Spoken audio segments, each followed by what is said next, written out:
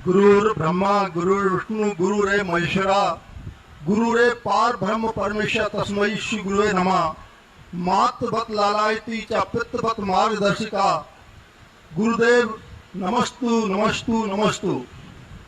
गुरुदेव, जब आपका आगमन गुरु पूर्णिमा के दिन अशोकनगर में हुआ तो मैं सुबह उठकर तैयार हो रहा था।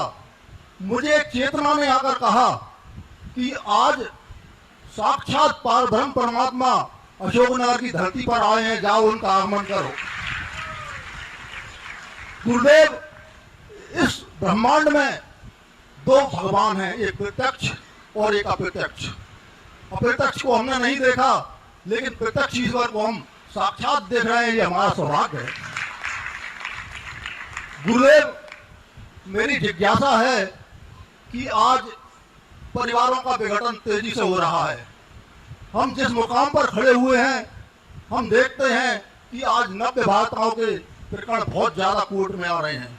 लड़कियां की शादी उनके माता पिता बड़े उत्साह से करते हैं, कर्ज भी लेते हैं, लेकिन 1 महीने बाद, 2 महीने बाद, 1 साल के अंदर या तो वो आत्महत्याएं कर रही हैं या हमारे पास आ रही हैं, दहेज के प्रकरण लग रहे हैं और इसके बाद में कई प्रकार से वो प्रकरण लगाती हैं। ऐसा नहीं है महाराज के ससुराल वालों की गलती हो, मायके वालों की गलती हो।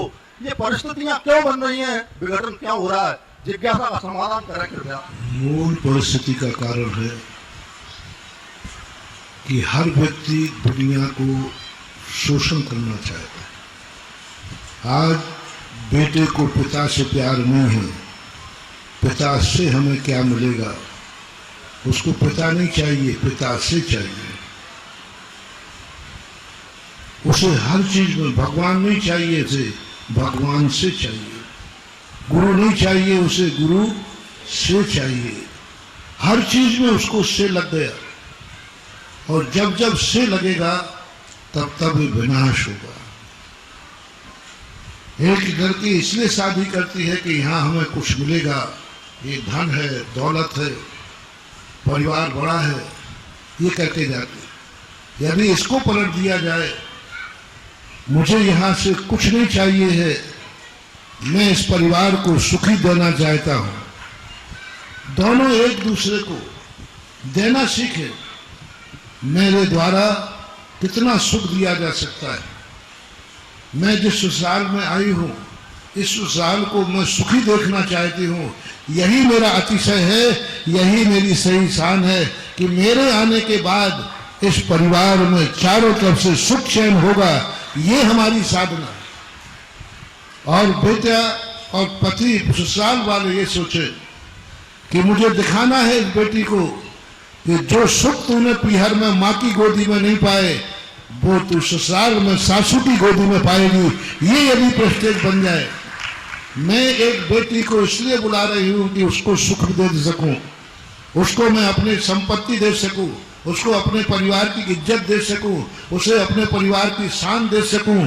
इसलिए मैं किसी बेटी को बहू बना रही हूं। यदि ससुराल वाले ये निर्णय कर लें तो हर बेटी आकर के उस घर की लक्ष्मी बन जाएगी।